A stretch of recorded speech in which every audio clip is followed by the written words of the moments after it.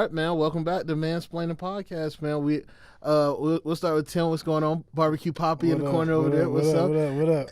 We Barbecue Poppy. We're missing E and J, Moneybag E. You'll see Moneybag E one day.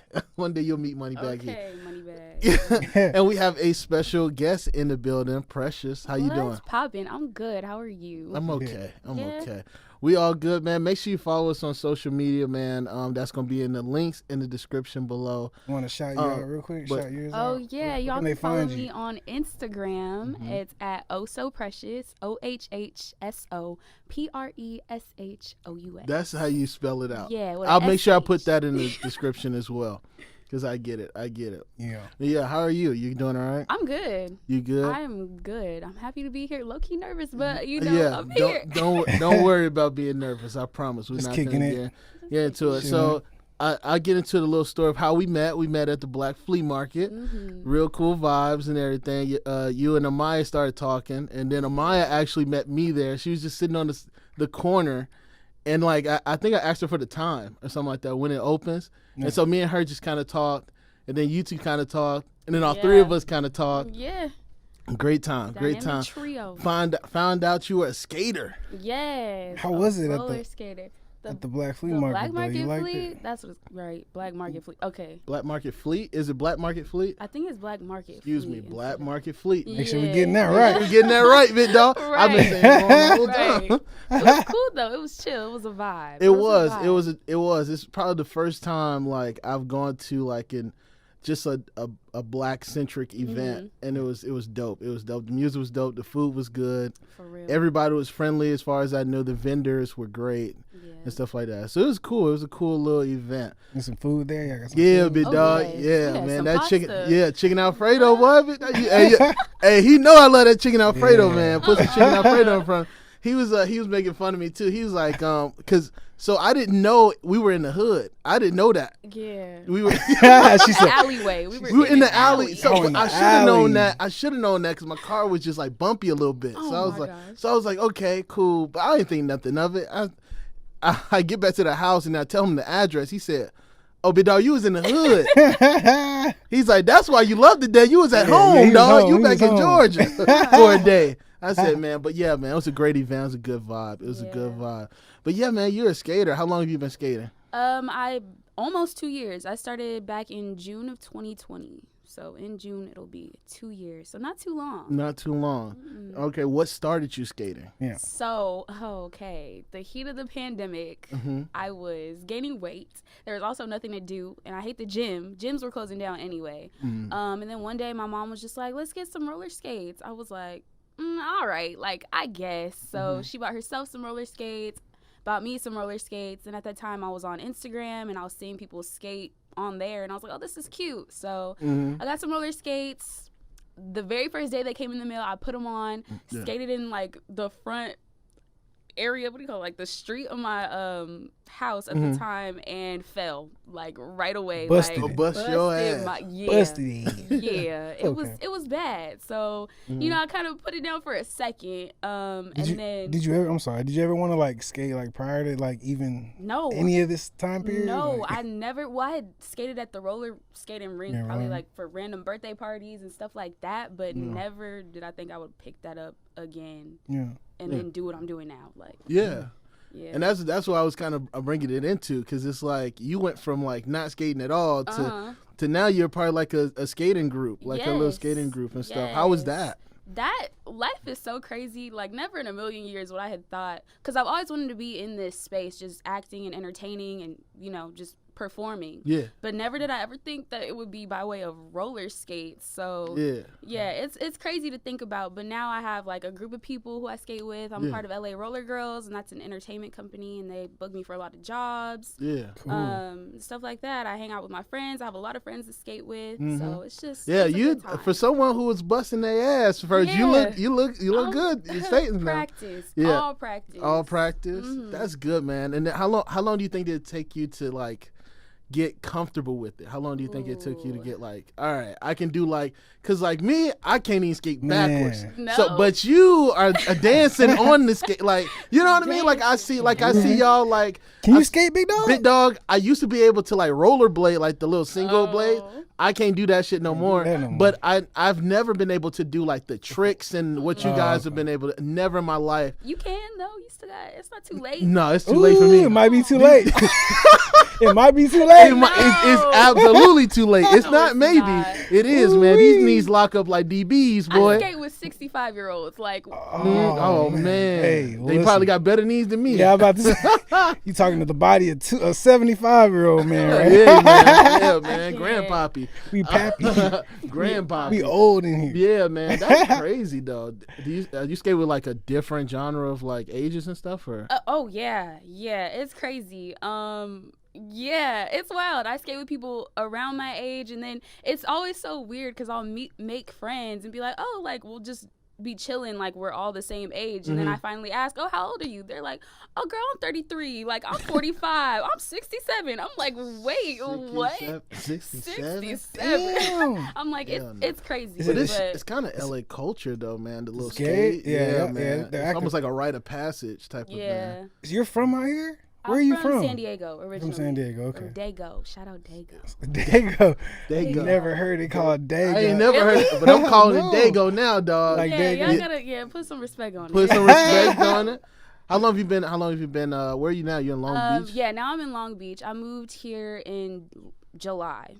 Yeah. Oh, so not too long ago. Not too long. Oh, okay, cool. Yeah.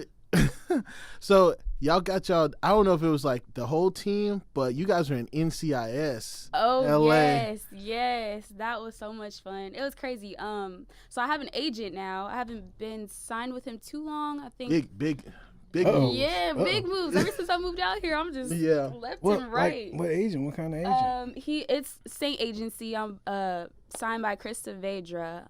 He's actually reps me commercially. So for NCIS, that's theatrical, so I'm not rep, but he saw that audition come through and he was just like, yo, this is perfect for you, like, just send in your audition tape. And I was like, well, because acting is more my thing. That's really what I want to do. Like, my goal is to land a recurring role on a TV show and just be happy and set. But anyway, he had sent that through and was like, this is perfect. And I did the audition. I had my parents read for me from home, like on FaceTime. They were messing up. I was like, this is the worst, but they did it for me, so I'm so thankful for them. But yeah, so I booked it. I didn't think I was gonna book it, but I booked it. And my agent called me, and I was screaming on the phone. I was like, "Oh yeah." Yeah, I seen like you dressed up like you won an Oscar that night. Oh, my friends are so sweet. Yeah, I had a watch party, and all my friends came. Well, I was in San Diego, so a lot of my San Diego friends came. And I was planning to wear sweatpants. They were like, no, we're dressing up. It is the Oscars. Like, they got me a little fake award. And oh, man. Those crying. man. You had some good friends, man. They supported you. They supported you. How did that feel, like, just being, like, in the space? Just, like LL Cool J and all those people. Oh, gosh. A blessing. Because I had always wanted to be there. Oh, my gosh. Let me tell you. So, I get on set in my trailer. And I had left to get something from Crafty, like a snack or something. Yeah. And so I walk back, and LL is right next to my trailer. I was like, oh my gosh, like, this is LL Cool J. I panicked. Like, I don't know. I got starstruck. I was just like, hi, and like waved so awkwardly. And I was so mad at myself. I was like, why would I do that?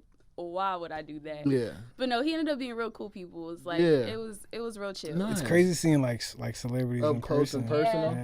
Yeah. I mean, I'm learning not to be so starstruck, like, because they're humans. They are. You know what I'm saying? I've worked with a lot of celebrities since I've been out here, so it's just like it's starting to lose its spark a little bit, but because like when you get in there, when you get in the mix, it's just like you're working. You're like, I'm working. Exactly. This is LL Cool J. Exactly. I've seen this guy like 12 times.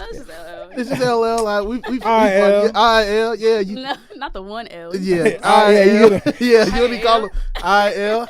Hit him with one L. I then L. Yeah. Who else have you worked with? If you don't mind me asking. Oh man. So when I first got out here, I want to say the first week of me being out here, Danielle Hawkins, shout out Danielle. She had called me and was like, "Yo, like, what are you doing the next day?" Because I had just gotten this job at Disco Oasis. It's like a super big like roller skating party. Whatever, yeah, that was my job. Okay. So day 2 of me working there, she's like, "What are you doing?" I was like, "Oh, I have to work." She's like, "No, you don't. Like, call off." I was like, "Wait, what?" She was like, "There's a big opportunity. Just call off. You're not gonna want to miss it." Okay. I trusted her. I'm like, "Okay, bet." All right, I might lose my job. Sounds good. But I might lose my job anyway, exactly. So it better be good. But no, she always lands us like super cool gigs, so I trusted her. And so I get to set the next day, and it's Bruno Mars and Anderson .Paak, Silk Sonic, their music video for Skate. And yeah, that was dope. That's dope. Wow. Yeah. Just like that. Just like that. That's how it happened. Day of working. That's how. Yeah. That's just like, hey man, and that's the crazy thing too, because like you had to leave your job and stuff, and people like you don't even know what you're about to get yourself into. Yeah. Exactly. Yeah, bro. So it's like, damn, taking risks. How did you get into like the acting world? Like, how did you? Get an agent, and how did you go through that process? So this goes like way, way, way back. Since I was a kid, I've always wanted to act. I saw my sister on a TV show. Like, she was an extra on I think it's called Veronica Mars, some show. I do remember that. Yeah. I do remember Veronica Mars. That's Disney? Disney or Nickelodeon? Nickelodeon. I think it's Nickelodeon. Yeah. Yeah. But I didn't like the show, but I remember it. I remember. I do remember Veronica. Yeah, but I had seen her on TV, and I was like, "Yo, that's dope! Like, I want to do that someday." Yeah. And I've just always been into performing, and it was more so on a dance side back when I was younger. Mm-hmm. But then I went to a performing arts middle school and high school where I learned how to act. So I did a lot of training then. So yeah, acting was my thing. I wanted to go to college for theater, but I let people be like, no, that's not the right choice to make. And I ended up going for journalism, but still acting was always my thing. I took acting classes outside of school, and stuff like that. So yeah, I've been training for a good amount of time, and I've always wanted an agent. So once I moved out here, I was like, let me just apply, and yeah, I landed an agent. Yeah. Awesome. Did you do like any like extra work? Did you do like? Well, recently I did extra work for the show Bel Air. Okay. I was roller skating on that show. Okay. Background work is not my favorite. Of course not. It's nobody's favorite. Nobody. I was telling Tim, like, before I moved out here, I'm from Georgia. So before I moved out here, I went and did background work for like 2 days. Yeah. Worst time of my life. It was a great experience, but it was the worst time because I just felt like it was a room full of people that didn't know anything about what they were doing outside of being background. Like everybody's trying. Like you can see everybody's trying. They all want to actually be actors. And they all want to be front stage actors, which is amazing. We all can't. We all can't, but I just felt like the networking was weird. It was just like it was a weird experience. And then like we had one day where we didn't like eat. Like we didn't eat. So we went like no, they didn't feed us, bro. So it was for like bro, we was in there for like 5-6 hours. Oh man, no food whatsoever. Next day they made it up and they gave us like 2 meals. They gave us breakfast and prison. So they can't say they just gave you one. Yeah, bro, they gave us 2, big dog. But we could, bro. We was in there. It was an experience, man. I would still do it again just for the money, but like it was not my favorite. No, it was not. I actually did like before all that, I did security at a movie, so I actually got to see like Pamela Anderson. Oh. Yeah, I got to like see her, not meet her. Dope. I got to see her. I saw her. Yeah, I saw her. No, because like so. I didn't know like the bigger you got, you have like these plain clothes. They look like Tim and me. Dressed like plain clothes, just like guards. And so they'll have me like patrolling, but they have him actually with her. And so I'm thinking like that's her husband. I don't know who. I'm thinking that's her husband or something like that. And I go past her trailer, not trying to go in the trailer or anything like that, but she was about to come out and go on set. And he was like, yo, what are you doing? I was like, no, what are you doing? I clearly have the security. You see that? Right. The security on the back of my back. Clear. He's like, nah. He pulls out like a badge, and they got like a badge in it. Like, yeah, there's like certified. Mm-hmm. Yeah, bro, it's crazy. I was like, that's wild. He was about to kick my ass. Has there been like a celebrity or anyone that's like shocked you? Like, I mean, like someone that you've always wanted to meet, and then you actually like got to meet them. Yeah, you're like, oh shit. I was one. Look, once I meet J. Cole, you like J. Cole? But no, really, a shocking thing was when I was working at Disco Oasis.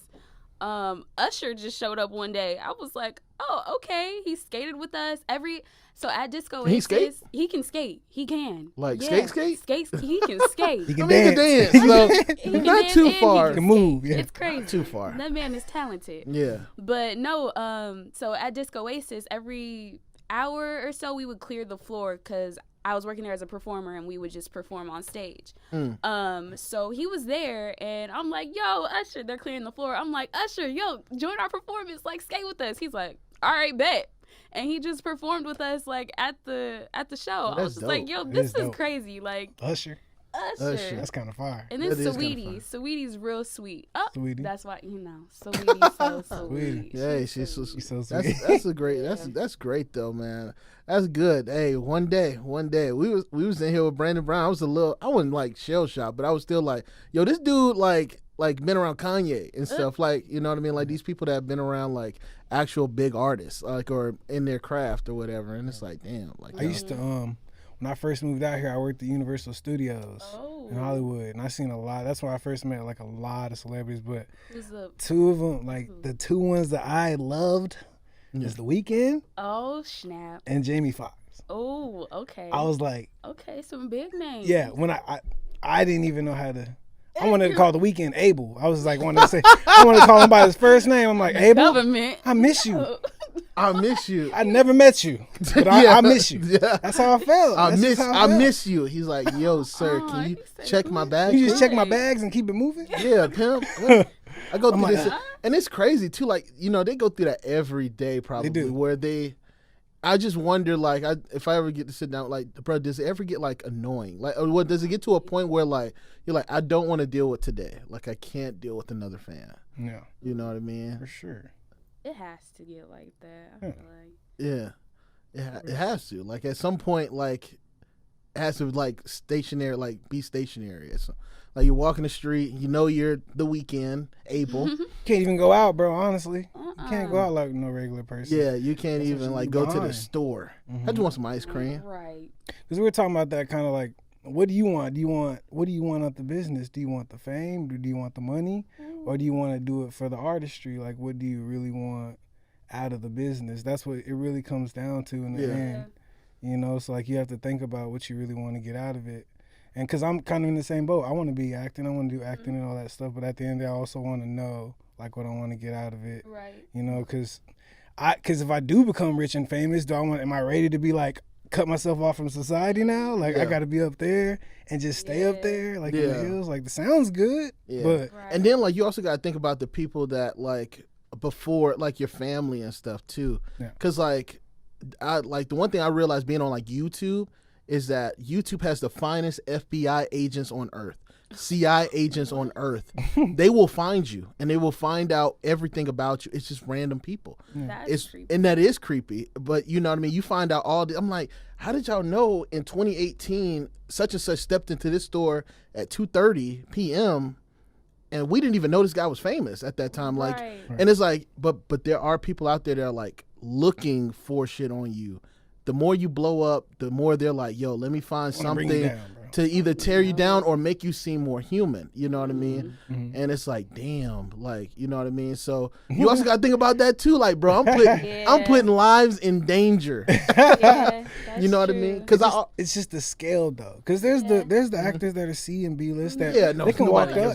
I'm Z-list, and they're still getting money. I still get scared. It took me a while to even put my last name on my Instagram because you want people to be stalking. I'm like, I got a family. Like, I don't know. There's weirdos, a lot of weirdos. Yeah, it is. There's a lot of weirdos out there, man, and that is a scary thing. That's I don't know like how to. I wouldn't know how to deal with that. Like some dude coming up to you. I think I told you about this. I was on a set. Doing security, and there was a paparazzi guy in a tree.